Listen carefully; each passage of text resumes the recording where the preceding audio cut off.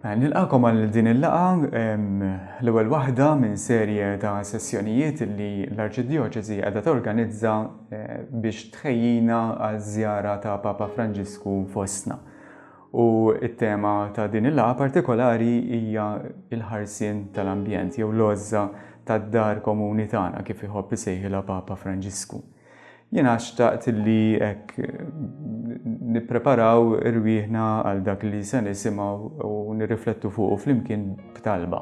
Talba li jiena ħadd mill-enċiklika li se nitkellmu dwarha f'din il-laqgħa stess, l-enċiklika ta' Papa Franġisku Laudato Si, talba li nsibuha fl-aħħar lejn it-tmiem tal-enċiklika, waħda minn tnejn fil-fatt illi hija talba kif isejħilha hu stess għal din l-art tagħna.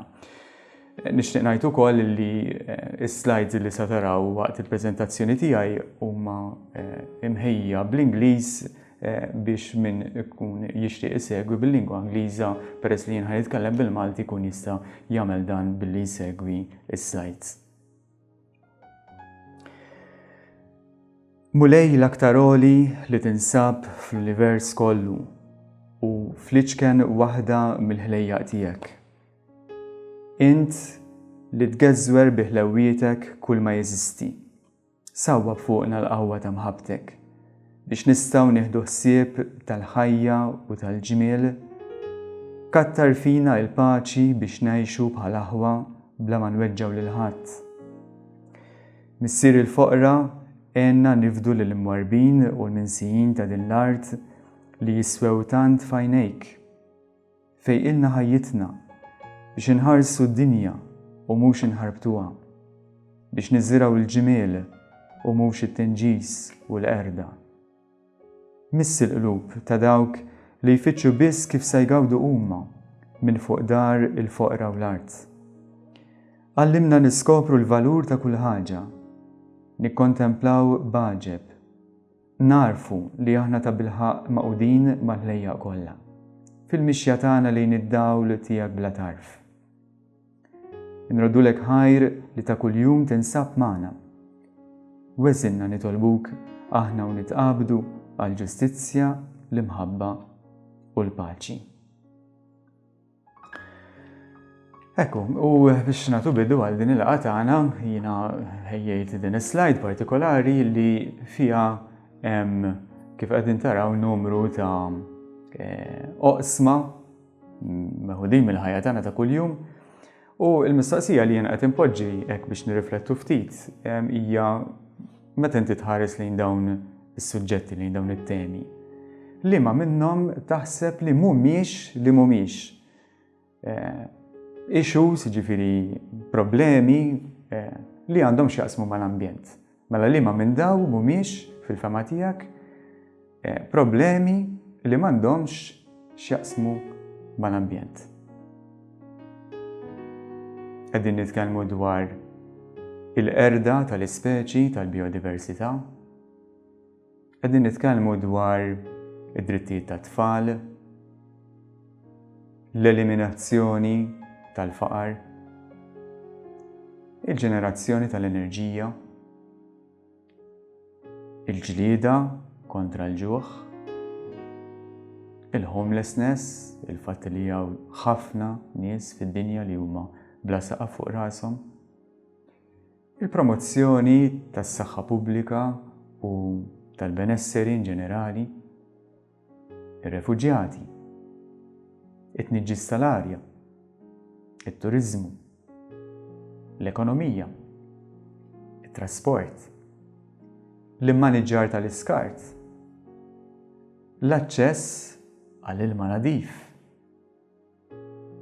differenzi fil-ġeneru u fl-aħħar nett dik li bl-Ingliż tissejjaħ ethical fashion, ġifieri l-mod kif il-ħwejjeġ tagħna li aħna nilbsu jiġu magħmulin, jiġu prodotti jekk ikun hemm xi issues ta' inġustizzja warahom eċetera, eċetera.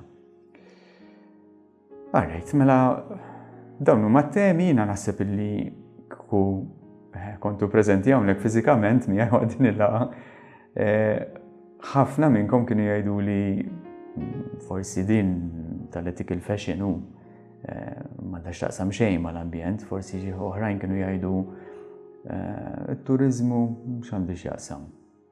Jew il-homelessness.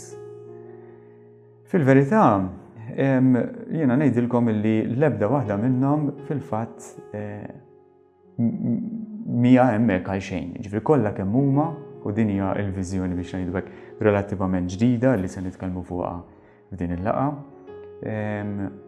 Illi Papa Franġisku qed jippromovi ħafna fil-fatt huma kollha kemm huma marbutin intimament ma' kwistjonijiet ambjentali.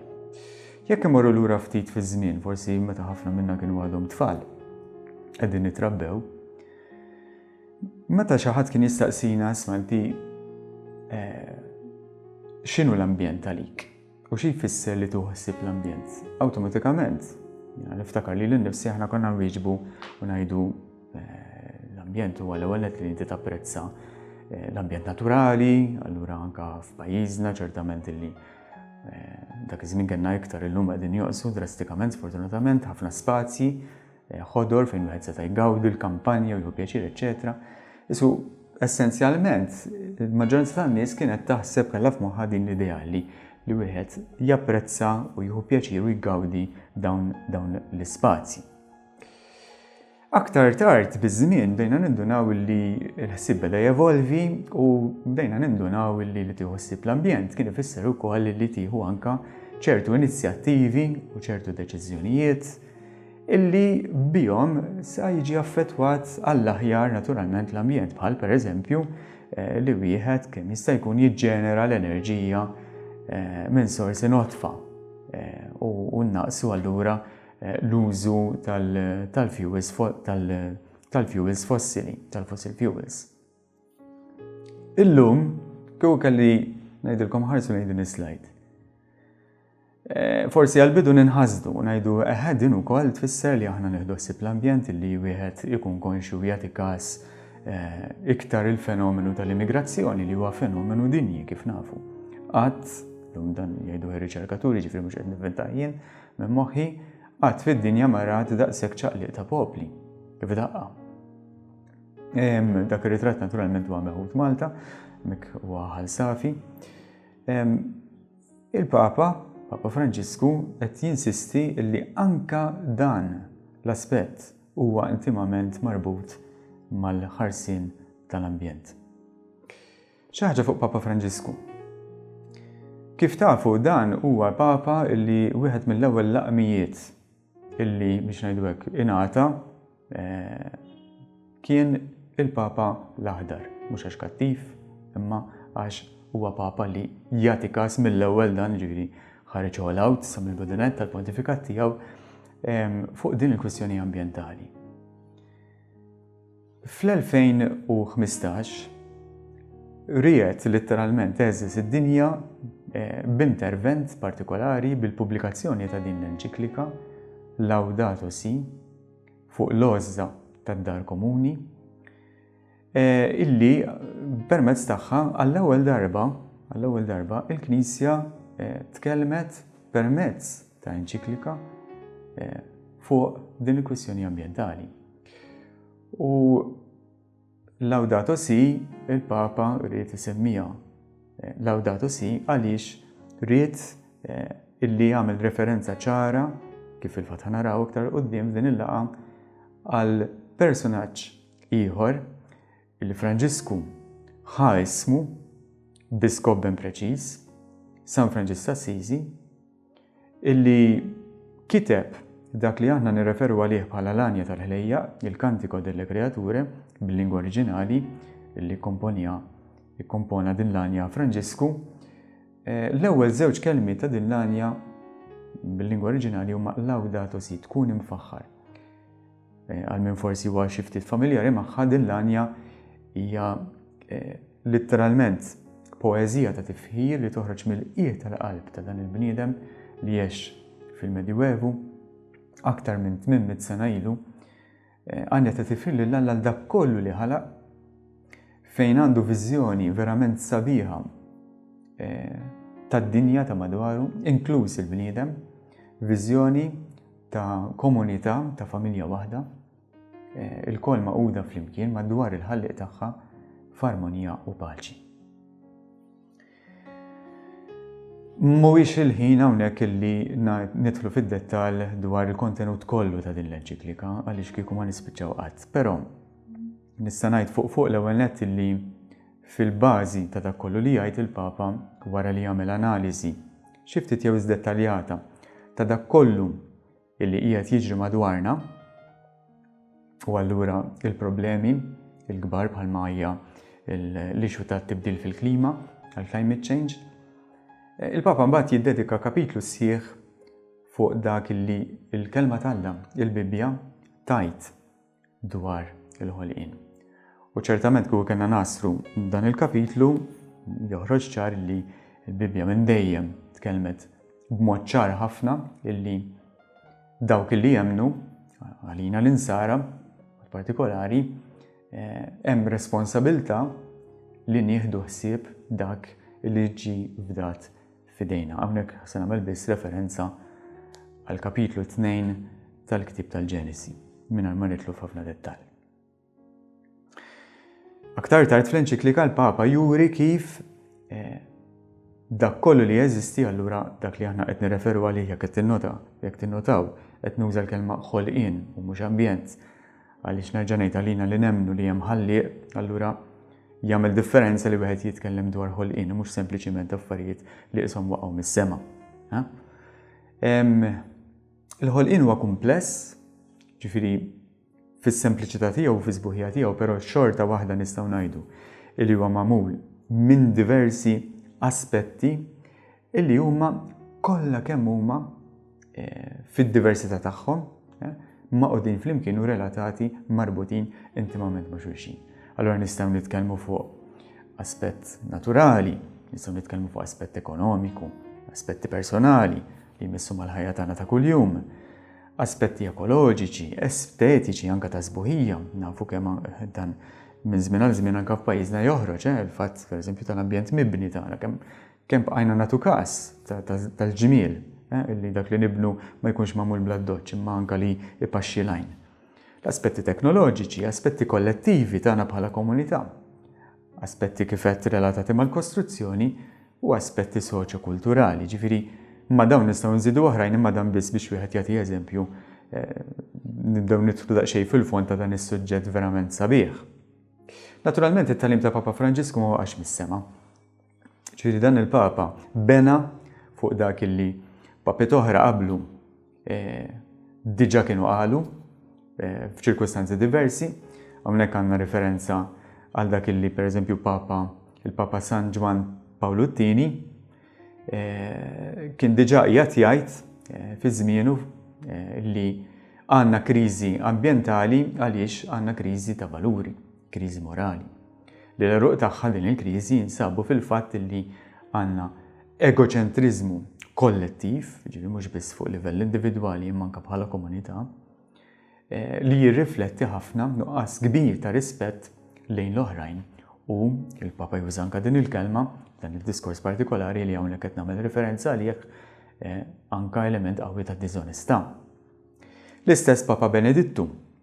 Papa Benedittu b'mod partikolari fil-żmien tal-kriżi finanzjarja tal-2009,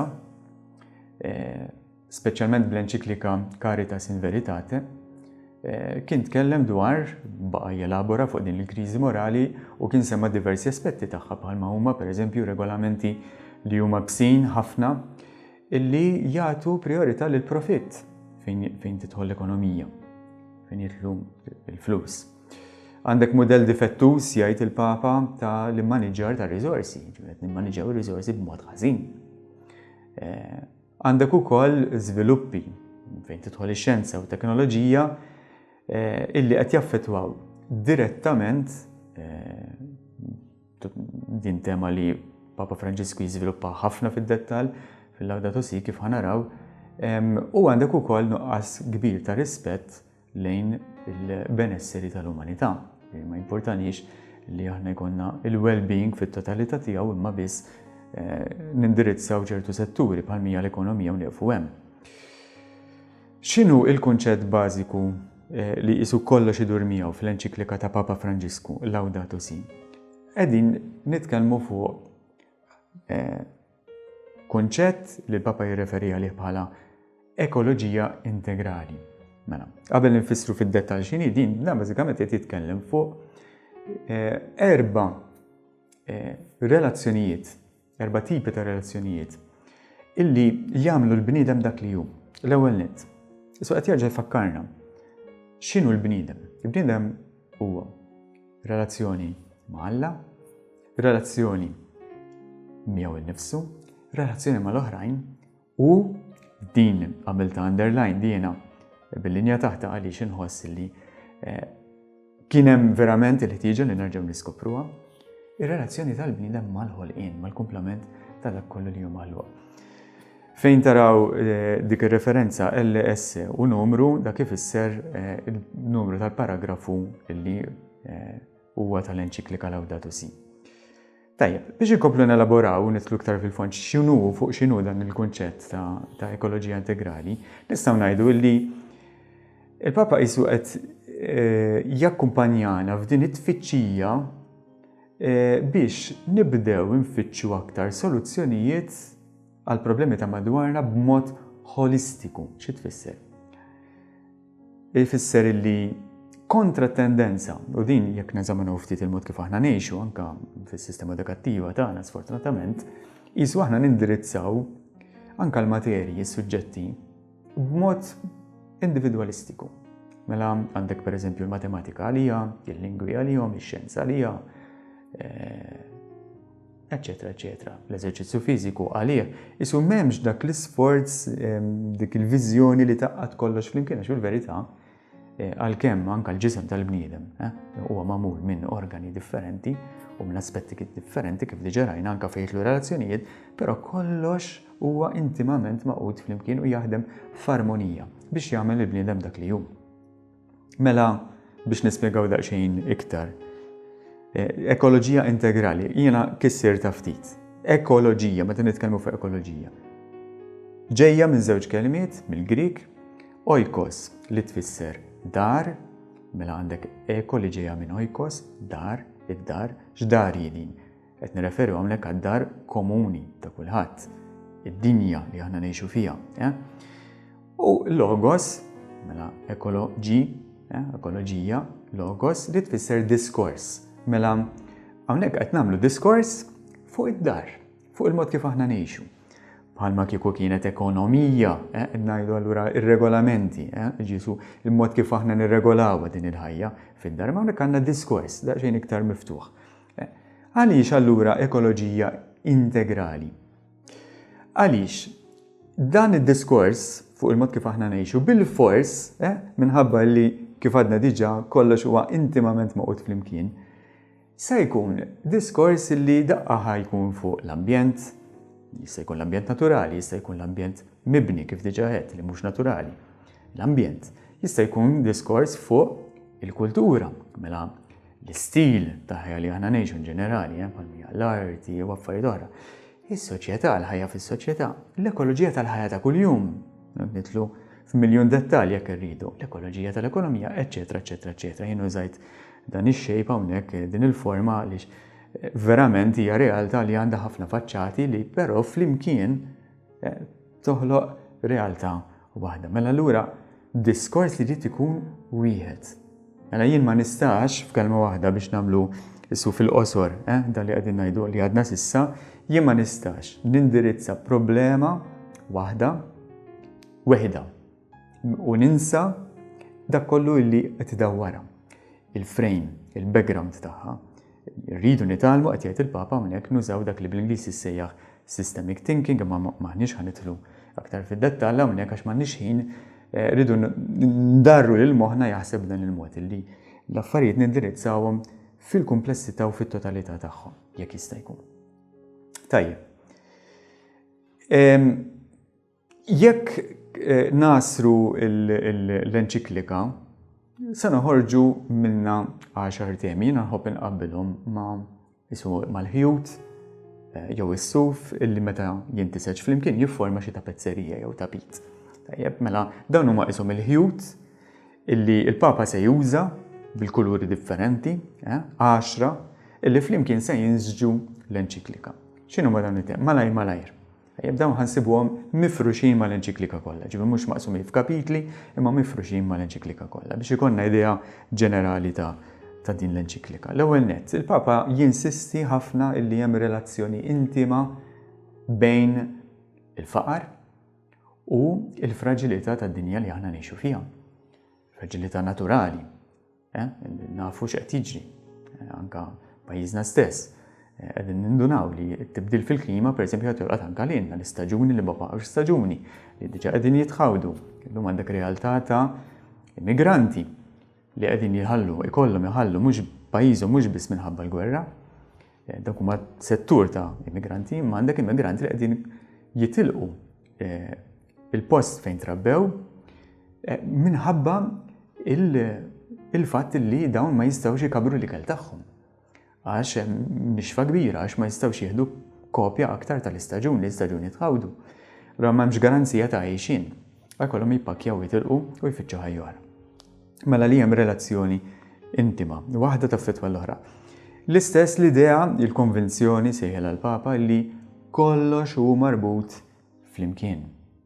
Jiena anke r-ritratti li użajt, provajt biex wieħed jifhem iktar fuq xi qegħdin nitkellmu anke jekk wieħed sempliċiment iħares lejn werqa kif inhi magħmula, dawk il-vini tant sbieħ li ishom toroq li waħda marbuta mal-oħra li jiffurmaw dak id-disin għandek il-perfezzjoni naturali li wkoll tallimna li kollox ultimament ħaġa taffettwa lil oħra anke ġisimna, kollok sempliċiment uġieħ ta' ras, ma jkollokx ħabtit tagħmel xejn, din hija realtà li forsi wieħed ta' min jerġa' itija ċertu importanza kif jistħoq ilha. Il-kritika kif isejħilha l-Papa ta' paradigms, jiġifieri realtà, paradigmi li qed turi li għandek illum forum ġodda ta' poter. Li ġej mhux dan il-poter. Mhux poter politiku, għalkemm jissarraf imbagħad anke f'poter politiku, ma il-poter ġej mit-teknoloġija. Llum il-fatt li oġġett jista' jsir qisu għandek permess awtomatiku għandna dil-mentalità li jista' jsir mingħajr ma wieħed iqis il-konsegwenzi. Ekku, il-Papa jagħmel sejħa wkoll fl-enċiklika biex nibdew nifhmu l-ekonomija u l-progress b'mod differenti qed nindunaw li dak li għal ħafna żmien sejħnilu progress fil-verità ma kien progress xejn. Ma qed nuri f'dik is-slajd il-poter anke s-saħħa li għandu iċ-ċittadin sempliċi. Pereżempju aħna bħala konsumaturi. Bħalissa għaddejjin ovvjament fil-qalba ta' kampanja elettorali. U forsi maħniex konxi biżżejjed ta' kemm jien sempliċement il-vot tiegħi pereżempju jista' jkollu effett fuq il-futur li rridu nħallu lil uliedna. L-istess il-konsum tagħna li jiena nirrifjuta pereżempju li nixtri prodott għax il-ħaddiema li kienu jagħmlu parti mill-katina tal-proċess biex jiġi prodott dan il-prodott partikolari ma ġewx trattati u mħallsi b'mod ġust, jiena qed ngħaddi messaġġ dirett lil min qed jipprova ibijaw dak illi jisma' din hija xi ħaġa inġusta jien ma rridux dak il-prodott u ħajkollu jibdlu naturalment jekk ma jinbiex.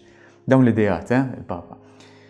Il-Papa jinsisti wkoll li kull kreatura, kull ħlejqa għandha valur propju għalija tagħha, intrinsiku, juża din il-kelma l-Papa. Ġifieri mhux għal dak li tista' tini, jew x'sa nipprova nieħu minnha jew nasar minn ġo fiha li imma għal fatt sempliċi li teżisti din għandha skop. Naħarsu lejn natura, għandek ekosistemi, ġifieri għandek komunitajiet ta' ħlejja jgħixu flimkien kulħadd huwa importanti. Jiċċaqlaq wieħed jew jiġi eliminat oġġett element minn din il-katina minn din l-ekosistema u nindunaw kif l-sistema kollha tikrolla. Il-Papa jagħmel enfasi wkoll fuq is-sens uman tal-ekoloġija, ġifieri il-bniedem f'dan id-diskors kollu x'post għandu. Hemm bżonn isaqs il-Papa niskopru mill-ġdid kif aħna pereżempju affettwajna id-dinja ta' madwarna. Ġifieri kieku kellna nqabblu kemm ilu jeżisti l-bniedem ma kemm ilha teżisti l-pjaneta tagħna, nindunaw li il-bniedem jisu ftit sekondi ilu der tfaċċa, kieku kellna nqablu l-ħajja tal-pjaneta tagħna ma' ġurnata sħiħa, imma f'dawn ftit sekondi rnexxielu jagħmel diżastru. Wassal għad-dinja għal-katastrofi globali. Allura għandu saħħa l-bniedem mhux m'għandux. Hawnhekk qed naraw ovvjament l-insistenza tal-Papa fuq li dawn id-dibattiti li huma tant meħtieġa anke fuq livell politiku isiru b'mod onest u sinċir. Inutli noqogħdu ninħbew wara subajna, jgħid il-Papa nkunu biss qegħdin nipprokrastinaw biex dak li għandu jsir illum jitħalla l-għada ma aktar ma nħallu. Illum il-xjenza qegħdin jgħidulna ċaru tont illi tawna 10 snin ċans biex nkunu nistgħu forsi għax laqsem ċertezza nirriversjaw din il-ġirja, din ir-rankatura li d-dinja ħadet biex mhux teqret li l-anfisha ma biex telimina l-bniedem, il-preżenza tal-bniedem għax fl-aħħar mill-aħħar hija il-ħajja tal-bniedem stess li qed tiġi medda. Pjaneta Minarna bħal mamlet drabi oħrajn ġifieri jekk jien tinqered speċi partikolari tibqa' għaddejja, issib mod kif tibqa' tgħix. Il-Papa ovvjament isemmi r-responsabilità serja tal-politika mhux biss fuq livell internazzjonali imma anke lokali mela anke d-deċiżjonijiet li jittieħdu mhux biss fil-pajjiż imma anke f'kull villaġġ. Fil-familja aħna, f'kull entità, f'kull struttura, l-entitajiet kollha li jiffurmaw is-soċjetà. Kull deċiżjoni, kull ċittadin kif qed diġà, kull nisrani b'mod partikolari bħala nsara aħna nistgħu naffettwaw l-andament tal-affarijiet, il-kultura tal-iskart. Naturalment Papa Franġisku dan huwa suġġett tal-qalbu ħafna, mhux sabiħ, però tkellem diversi drabi fuq din u se nerġgħu nsemmuha anke f'din il-laqgħa stess li dwanlu llum. Għandna tendenza uża u armi anke l-ħajja tal-bniedem. Ma jipproduċix jew ma nista' nieħu xejn minnu anke ħajja fil-ġuf m'għandix nabbiha. Nista' jien niddeċiedi komplix jew le. Din l-arroganza li jisu hekk il-bniedem tant illum qed tagħtiha importanza. U fl-aħħar nett, naturalment biex inkunu anke pożittivi, il-Papa wkoll jasal biex jipproponi stil ġdid ta' ħajja kif ħanaraw din il-laqgħa stess. Mela, nistidinkom tħarsu ftit lejn din l-slide, ħafna minnkom forsi diġà huma familjari ma' dawn iż-17 lan dawk li jsejħu Sustainable Development Goals. Biex impoġġikom ftit fl-istampa fuq xiex qegħdin nitkellmu. Fl-istess sena illi Papa Franġisku f'Mejju tal-2015 ippubblika l-enċiklika Laudato Si, il-ġnus Magħquda, il-United Nations, ipproduċew dik li tissejjaħ l-Aġenda 2030. Parti minn din l-aġenda kienu propju dawn is-Sustainable Development Goals, prattikament x'kienu daw qalu li jekk aħna rridu futur għal mhux biss għall-umanità imma d-dinja tagħna jeħtieġ li naħdmu fuq dawn is-17 il-punt. Minnix ħanidħol fid-dettall fuqhom, tistgħu tagħmlu homework intom weħedkom, però kien sforz pożittiv ħafna, ġifieri wieħed ovvjament ma jistax ma japprezzax din il-mixja li qed tagħmel l-umanità. Tajjeb ngħidu li mela dan fl-2015, 4 snin wara, waqt li kien qed jindirizza il-Bord Eżekuttiv tal-World Food Programme fih dan il-ġnus Magħquda, Papa Franġisku għamel twissija. Għamel twissija li dawn l-anijiet, ġifieri Sustainable Development Goals, l-SDGs, ma jistgħux jintlaħqu jekk kemm il-darba aħna ma neliminawx il-problemi li qed joħolqu li qed toħloq il-mentalità, il-kultura tal-iskart li semmejt ftit ilu. Ġifieri jekk aħna maħniex ħanaqilgħu mill-eruq din il-ħaxixa ħażina biex ngħidu hekk, l-ebda ħaxixa ma ħażina ma biex inġib eżempju, li qed tikkawża tant problemi bl-ebda mod ma ħanaslu nilħqu daw l-anijiet. Ġifieri din hija mentalità skont il-Papa, il-kultura tal-iskart illi kollox huwa relattiv, jiena nista' ngħaddi minn dak kollu li għalija fil-ħajja tiegħi personali mhux importanti, jekk mhux ħaneliminaw u nibdlu din il-mentalità, il-Papa qed jgħid m'hemmx futur, għaddiju Aġenda 2030. Interessanti illi ġilda fl-2019, ftit ta' xhur wara, f'Mejju tal-2020, fl-anniversarju, l-5 anniversarju tal-pubblikazzjoni tal-enċiklika Laudato Si, il-Papa ħareġ b'dawn li aħna nsejħulhom il-Laudato Si Goals, jew bil-Malti għanijiet Laudato Si. Jekk qed tinnotaw, hemm differenza bejn 17 il-goal tal-SDGs tal-United Nations u dawn is-7 proposti mill-Papa. Huma sempliċissimi, ġifieri hawnhekk il-Papa qed jitkellem fuq. L-ewwel nett iridu naħdmu biex inwieġbu ara kemm huma sbieħ il-karba tal-art, din il-karba li ħirġa mill-qiegħ tal-qalb tal-pjaneta tagħna, din l-għajta. Irridu nitalmu wkoll inwieġbu għall-karba tal-fqar. Mela allura ara għandek il-pont issa għalhekk ekoloġija integrali li semmejt l-ewwel bejn dak li huwa soċjali, mela problemi soċjali u dak li huwa ambjentali, problemi ambjentali flimkien irridu nindirizzawhom. Għandna bżonn, il-Papa qed jgħid hawnhekk naħdmu fuq ekonomija ekoloġika. Ġifieri hemm mod kif aħna nistgħu nibnu u nħadmu u ngħixu ekonomija differenti li mhix bbażata sempliċement fuq il-profitt, full stop, u skartajna mhux biss il-ħajja tal-bniedem imma dak kollu li hu madwarna, dak kollu li jeżisti. Il-Papa jitkellem ukoll fuq il-bżonn li nitalmu ngħixu ħajja sempliċi. Kull waħda tista' tieqaf u tagħmel kors sħiħ fuq imma importanti li nsemmuhom, il-Papa jenfasizza l-ħtieġa ta' edukazzjoni ekoloġika. Nitkellem ukoll fl-aħħar ta' din is-sessjoni fuqha, mhux biss dan il-punt imma anke l-punti l-oħrajn, fuq il-ħtieġa ta' spiritwalità ekoloġika. Importanti ħafna għalina l-insara, kull reliġjon, Papa kif naraw jitkellem dwar is-sem li l-reliġjonijiet kollha jridu jagħtu f'dan il-vjaġġ. U fl-aħħar nett l-azzjoni partiċipattiva, jiġifieri li kif qed anke drabi oħrajn il-fatt li kulħadd jista' jkun protagonist f'din il-bidla u jagħmel xi ħaġa. Ġifieri ħadd mhu daqshekk ċkejken u ħadd mhu daqshekk mhux importanti li ma jista' jagħmel xejn. Jiena li timpressjonani ħafna u li tattirani ħafna lejn dan il-Papa huwa l-fatt li huwa Papa ottimist, minkejja li huwa saqajja mal-art, però mhuwiex qalbu maqtuha mill-bniedem. Jiena dak ir-ritratt ta' dik is-siġra maħsuda li minkejja it-traġedja xorta qed tagħmel ħilita biex tarmi. Ara, il-Papa jgħid fl-enċiklika mhux kollox hu mitluf, għad hemm ċans li bniedem isib lilu nnifsu u jarġa' jsib mod kif isewwi l-ħsara li jagħmel. Hemm futur, xorta. Kif semmejt diġà, il-Papa ipoġġilna bħala mudell għal dan il-bniedem ġdid nistgħu ngħidu lil San Franġisk d'Assisi.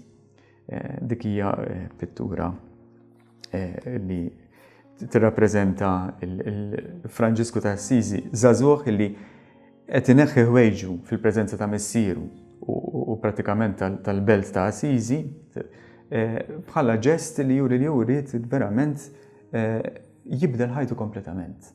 U jisu jastedina għal din il-konverżjoni, kif isejħilha Papa Franġisku, konverżjoni ekoloġika, li kull wieħed waħda minnha nistgħu nagħmlu. Ġifieri Franġisku ma kien speċjali, kien sempliċement bniedem li raġa' qabad il-Vanġelu mill-ġdid u nduna li il-Vanġel huwa possibbli tgħixu. Aħna wkoll nistgħu nilqgħu l-istess sfida. Kif qed diġà il-Papa jinvolvi però ir-reliġjonijiet kollha f'dan il-vjaġġ. Ġifieri dan huwa wkoll il-kontribut immensament sabiħ li l-Knisja Kattolika permezz ta' Papa Franġisku qiegħda tagħti f'dan iż-żmien partikolari li qegħdin ngħixu.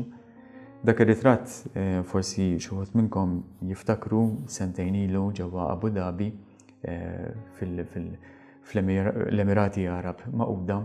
Il-Papa flimkien ma' dan l-Imam At-Tajjeb li huwa personaġġ importanti ħafna fid-dinja Iżlamika li jirrappreżenta numru sabiħ ta' Musulmani madwar id-dinja iffirmaw id-dokument li huwa imsejjaħ id-dokument għall-fraternità umana. Għall-ewwel darba ġifieri Knisja issa taqbel mal-Iżlam f'dal-każ fuq il-ħtieġa li l-bniedem jerġa' jsib lilu nnifsu u nibbażaw il-futur tal-umanità proprju fuq dawk li huma valuri komuni għal kulħadd. U naturalment dan id-diskors ma waqafx hemm proprju fl-4 ta' Ottubru li għadda tal-2021, il-ġurnata li fija l-Knisja tfakkar li San Franġis ta' Assisi, kien hemm dan l-avveniment ġewwa il-Vatikan fejn Papa Franġisku ġabar flimkien leaders, mexxejja reliġjużi mid-dinja kollha, ta' reliġjonijiet differenti, flimkien ma' xjenzati prominenti mid-dinja kollha, u dawn iltaqgħu biex jiffirmaw dokument illi mbagħad tressaq fil-laqgħa ta' COP26 tal-United Nations li saret ġewwa Glasgow. Kif tafu, l-uniċità ta' din il-laqgħa kienet għal fatt illi għall-ewwel darba fl-istorja l-għonet id-dinja reliġjuża biex ngħidu hekk ir-reliġjonijiet kienu maqudin fuq it-tibdil tal-klima li kien hemm qbil l-ewwel darba. Barra minn hekk li mhux biss issa reliġjoni manka x-xjenza qed tingħaqad flimkien biex tagħmel appell wieħed. U allura hawnhekk qed naraw l-istorja li qed issir quddiem għajnejna, ġifieri dan huma affarijiet li ta' min wieħed japprezzhom għaliex sfortunatament aħna ħafna drabi nisimgħu biss il-ħażin, imma Alla jkun qiegħed jaħdem ukoll permezz ta' dawn l-inizjattivi fil-qlub tan-nies mingħajr ma aħna nindunaw l-allura tajjeb li nsemmuhom dal-affarijiet. Kif semmej diġà, hija ħafna fil-moħħ ta' Franġisku, ta' Papa Franġisku, din il-ħtieġa ta' konverżjoni ekoloġika. Allura hemm bżonn illi aħna bħala Ansara, issa nitkellmu fuqna, ġieli li għandna twemmin nisrani, ngħixu twemmin tagħna illi prattikament huwa bbażat fuq laqa mal-persuna ta' Kristu, ta' Ġesu Kristu, laqa personali, jien u Ġesu Kristu, imma li trid tħalli l-effetti tagħha b'mod partikolari qed jgħid il-Papa, anke b'dan il-mod kif aħna nitalmu nirrelataw mill-ġdid anke mal-ħolqien ta' madwarna. Ġifieri dan huwa dak li l-Papa qed isejjaħlu bżonn dmir u obbligu. Ġifieri hawnhekk ara qed nikkwota l-enċiklika fin-numru 217 apposta jien hemmhekk qed nuri ritratt ta' Magħmudija għax dik hija xi ħaġa li taqgħadna lilna l-insara flimkien. Il-Papa qed jgħid li ngħixu l-vokazzjoni tagħna bħala ħarriesa tal-emejjel ta' Alla huwa essenzjali. Il-Papa qed juża din il-kelma essenzjali għal ħajja ta' virtu. Mela mhijiex opzjonali din, ġifieri nista' ngħidu huwa mela nħalli l-ħadd ieħor jiena m'hemmx għalfejn nagħżilha din nagħmlu dan il-pass li jew xi aspett sekondarju qed jgħid il-Papa, imma huwa essenzjali għall-esperjenza tagħna ta' ħajja nisranija. Dan huwa kartun illi Papa Franġisku qed naraw hemmhekk jieħu l-post ta' San Franġis ta' Assisi. Sewwa, ġifieri jekk aħna nħarsu lejn il-ħajja ta' dan il-qaddis San Franġis ta' Assisi, hemm episodju fejn kurċifiss partikolari ġewwa Kappella ta' San Damiano f'Assisi waqt li kien qiegħed jitlob kellu din l-esperjenza mistika Franġisku u ħass li il-mulej kien qiegħed jgħidlu mur u sewwi l-Knisja tiegħi li qiegħda tiġġarraf. Naturalment Franġisku biż-żmien fehem il-kurċifiss ma kienx qiegħed jirreferi għall-Knisja tal-Ġebel, irrestawraw ukoll għax kellha bżonn, ir-restawr ma kien qed jirreferi għall-poplu ħaj. Però l-viżjoni ta' Franġisku kienet tmur lil hinn minn sempliċiment il-poplu tal-Alla. Kien il-ħajja tiegħu kif żvolġiet u ried li Franġisku kien interessat fil-ħolqien kollu kemm hu. U allura dan il-kartun jirrappreżenta l-umanità tal-lum, għandek l-annimali, l-ħlejja, għandek id-dinja, għandek il-popli indiġeni, li qegħdin jgħidulu l-Papa Franġisku mur u sewwi l-Knisja tal-każ, id-dar komuni tagħna. Kif għandha tkun il-Knisja wara kollox. Jiena ħassart apposta l-isem Franġisku biex kull wieħed waħda minna qiegħed ismu hemmhekk għax dan għandu jkun mandat illi aħna rridu noħduh nerfgħuh b'responsabilità. Ma nħalluhx f'idejn l-oħrajn, imma nagħmluh tagħna wkoll. Dak huwa l-iskop anke ta' dawn il-laqgħat. Papa Franġisku ġej fostna, ħajkonna din il-grazzja fil-ġranet li ġejjin, imma tajjeb li wieħed jistaqsi. kieku Papa Franġisku x'ikun jixtieq jara f'pajjiżna in ġenerali. Jiena il-mistoqsijiet li ħanaraw issa li poġġejt l-ewwel tal-hija nnifsi imma biex jgħinuna fir-riflessjoni tagħna ipprovajt nimmaġina kieku jiena kont Papa Franġisku b'din il-mentalità, għax diffiċli tidħol fil-kaxxa ta' moħħu imma xi ħaġa nistgħu ngħidu ħanajdek ġifieri minn dak li qed jikteb u mill-ġesti tiegħu, huwa Papa li jitkellem ħafna bil-ġesti, mhux fil-paroli biss imma fil-ġesti. Kieku aħna, kieku jien Papa Franġisku, x'kont nistenna jekk li ħana, x'kont biex kont nieħu pjaċir nara f'dan il-poplu u b'mod partikolari fina l-insara. U l-għal mistaqsija li qed impoġġi hawnhekk forsi Papa jkun jixtieq jara aktar investiment f'kull sens, ġifieri ta' ħin u ta' riżorsi u ta' formazzjoni biex nafin f'dik li hija l-edukazzjoni ekoloġika. Allura hawnhekk qed nitkellmu fuq l-iskejjel, speċjalment l-iskejjel tagħna tal-Knisja. Fil-programmi formattivi ta' reliġjużi, allura tas-sorijiet u tal-patrijiet, mhux biss u anke tas-saċerdoti, mhux biss meta jkunu dik li aħna nsejħu l-formazzjoni tal-bidu inizjali, imma anke fl-ongoing formation, matul ħajjitna kollha li nibqgħu aħna nkunu aġġornati f'dawn is-suġġetti biex ikunu dejjem relevanti fl-adulti in ġenerali, ma mhux biss ir-reliġjużi u s-saċerdoti imma il-kol kemm aħna l-lajċi. Allura anke edukazzjoni ekoloġika fil-pjani pastorali tagħna, mhux biss fuq livell ta' parroċċa ma anke bħala djoċesi. Naturalment jiena mhux qed ngħid li mhux qed isir xejn, imma dejjem hemm x'jista' jsir aktar. U allura it-tieni mistoqsija li qed impoġġi hawnhekk forsi il-Papa jkun jixtieq jara aktar inizjattivi ta' katekezi ekoloġika, jiġifieri ta' fl-operat pastorali aħna tagħna, anke fl-omelija aħna saċerdoti pereżempju, fl-omeliji tagħna kemm nitkellmu fuq dawn l-issues. Naħseb illi ftit wisq u forsi maħniex qed nindirizzaw għax li għandu l-poplu tagħna għax forsi maħniex ippreparati biżżejjed jew forsi għax maħniex konxi biżżejjed.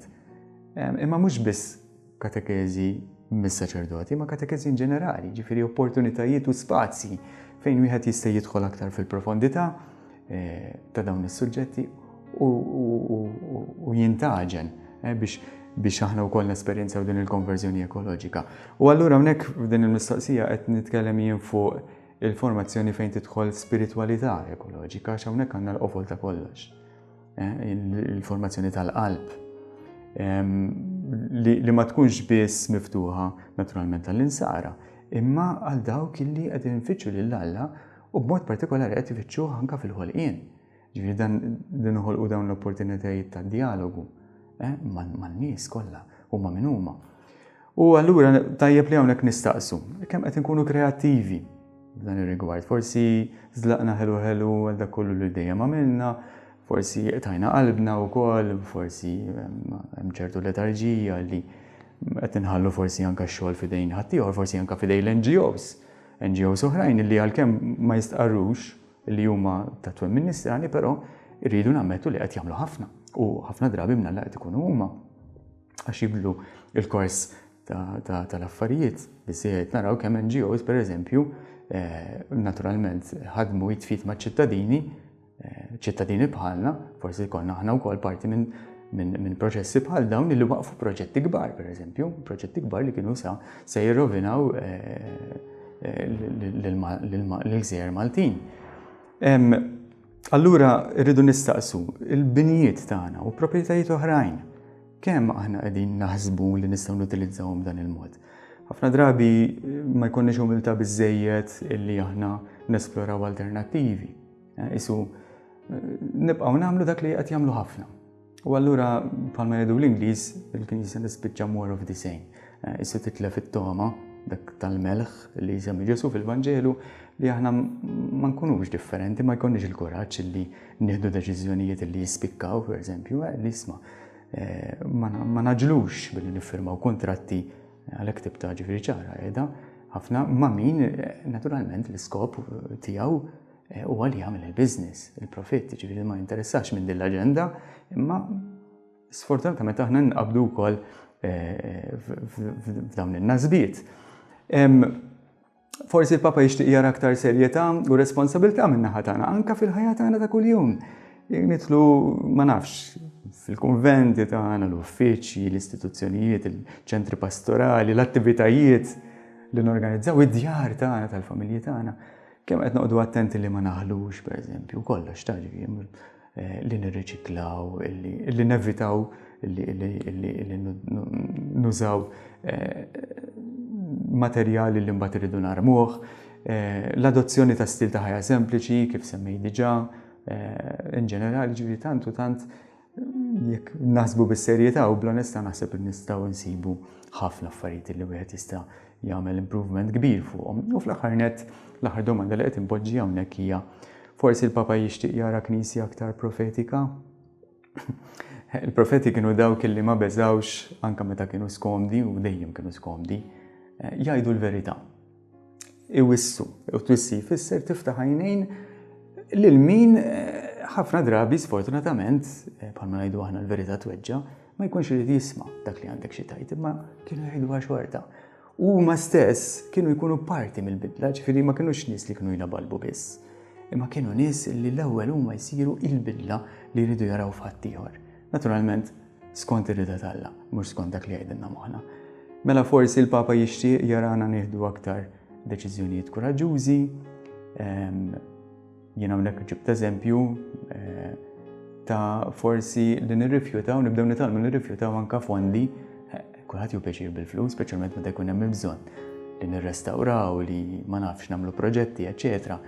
Il-flus dejjem isbieħ u forsi mal-ewwel daqqa tajni tidher providenza, però l-Papa wissina kemm il-darba illi meta inti jkollok fondi li inti ir-risors tagħhom huwa dubjuż jew forsi saħansitra huwa ċar li mhux ġejjin minn sorsi etiċi li kien hemm it-tbatija ta' ħadd ieħor warahom, jiġifieri allura aħna ma obbligati li ma naċċettawx dat tip ta' funding, dat tip ta' fondi. Ġifieri forsi daqsxejn iktar fiduċja fil-providenza tal-Alla u narġgħu niskopru dik knisja fqira, sempliċi, illi forsi tkun iktar anke ta' xhieda għall-umanità li qegħdin ngħixu magħha.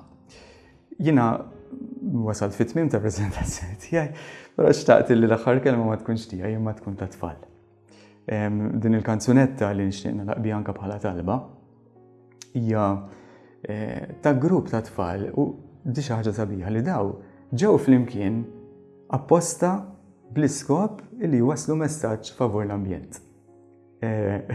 Grupp ħelu ħafna, messaġġ li huwa sempliċissimu, SOS from the kids, ġifieri għajta ta' għajnuna minn it-tfal.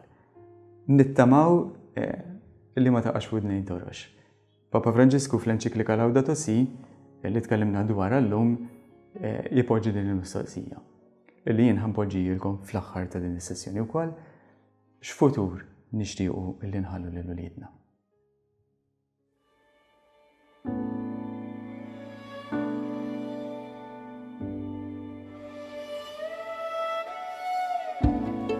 This is an SOS from the kids. All the grown-ups take note of this. We're finding our voice, calling you out. You can't leave the world in fire and drought. This is an SOS from the kids.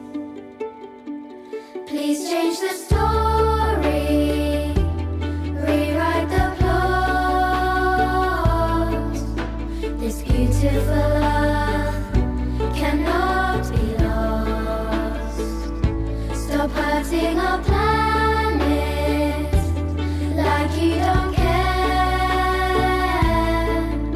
There's only one world for us to share.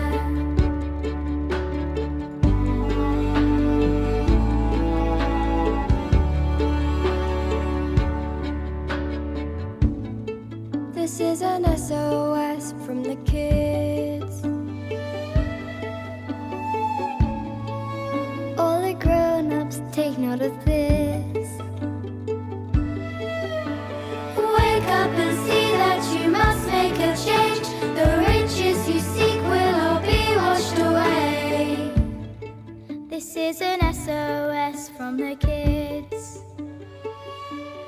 Please change the story. Rewrite the plot. This beautiful love cannot be lost. Stop hurting our planet like you don't care. There's only one world for us to share. Don't listen to the fat cats, they only want their cream. Always needing oil for feeding their machines. We must care about the animals, care about the trees. I'll need help from you. You get help from me. Please change the story. Change the story. Rewrite the plot. This beautiful love cannot be lost. Cannot be lost. Stop hurting our planet like you don't care. There's only one world for us to share. This is an SOS from the kids. You can do better than this.